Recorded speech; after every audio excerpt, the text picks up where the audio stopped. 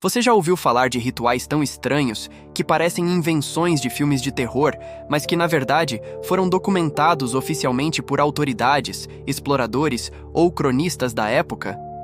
Prepare-se, porque hoje vamos mergulhar em alguns dos rituais mais bizarros já registrados em documentos históricos.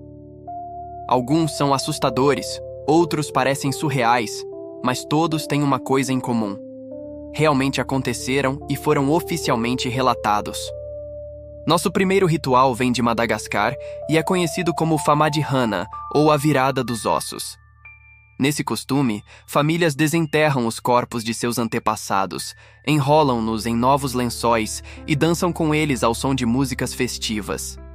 Para quem não conhece, pode parecer macabro, mas para o povo local é um ato de respeito, amor e celebração da vida dos mortos. Esse costume foi registrado em documentos coloniais franceses e até em relatórios médicos, que se preocupavam com o contato constante com restos humanos.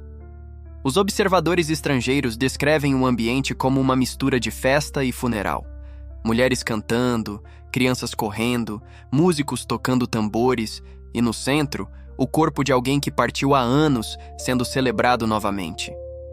A cada 7 anos, ou quando a família sente necessidade, o corpo é desenterrado, enrolado em panos novos e apresentado como se fosse um convidado de honra. A ideia é que os mortos não estão ausentes, apenas vivendo em outro plano e que precisam ser lembrados. Imagine presenciar uma festa onde, em vez de convidados vivos, as famílias dançam com os corpos de seus antepassados. Para alguns, um choque cultural. Para eles, um ato de amor. O segundo ritual talvez seja ainda mais perturbador: os sacrifícios humanos astecas. Relatos oficiais dos conquistadores espanhóis, como Hernán Cortés e Bernal Díaz del Castillo, descrevem cerimônias em que prisioneiros eram sacrificados em templos, seus corações arrancados ainda batendo e oferecidos ao deus Huitzilopochtli. Estima-se que milhares tenham sido mortos em eventos como a inauguração do grande templo de Tenochtitlan. Os registros oficiais relatam tudo com detalhes. Os prisioneiros eram conduzidos até o topo das pirâmides, ladeados por sacerdotes vestidos com peles e máscaras. Ali, o corpo era deitado em uma pedra de sacrifício, o peito aberto com uma lâmina de obsidiana e o coração oferecido ao sol. O sangue escorria pelos degraus, tingindo o templo de vermelho. Para os astecas, alimentar os deuses era garantir a continuidade do mundo. Sem o sacrifício, acreditavam que o sol poderia deixar de nascer. Para os europeus que testemunharam, era um espetáculo de horror inimaginável. Documentos escritos pelos próprios espanhóis misturam descrições aterrorizadas e, ao mesmo tempo, uma certa fascinação pelo poder e pela organização daquele povo. O que para os astecas era fé, para os colonizadores era brutalidade. O terceiro ritual vem da Índia, registrado durante o período colonial britânico. Era o culto dos Thugs, devotos da deusa Kali. Esses homens realizavam rituais de estrangulamento, assassinando viajantes em oferenda à deusa. Documentos da Companhia Britânica das Índias Orientais descrevem operações militares contra o culto, responsabilizado por milhares de mortes. Eles agiam em segredo, viajando em grupos que se misturavam com comerciantes ou peregrinos. Quando encontravam uma vítima, usavam um lenço especial, conhecido como rumal, para estrangular silenciosamente, acreditando que assim a oferenda seria mais pura. Para eles, não era crime, mas devoção. Para os registros oficiais, era uma ameaça real que precisava ser exterminada. O culto foi tão temido que se tornou quase lendário, e os relatórios britânicos descrevem verdadeiras caçadas aos Thugs. É um dos exemplos mais sombrios em que fé e assassinato caminharam juntos. Até hoje, historiadores debatem se a fama dos Thugs foi exagerada pelos britânicos para justificar seu domínio, ou se de fato eram uma sociedade secreta que espalhou terror por séculos. O quarto ritual é conhecido como o enterro celestial do Tibete. Em vez de enterrar ou cremar os mortos, os corpos são deixados em montanhas para que abutres e animais os devorem. Relatos de exploradores ocidentais do século XIX, além de missionários, descrevem essa prática em detalhes. Para os tibetanos, o corpo é apenas um invólucro vazio, e alimentar os animais é um ato de compaixão. O ritual começa com monges recitando mantras, enquanto o corpo é cuidadosamente preparado.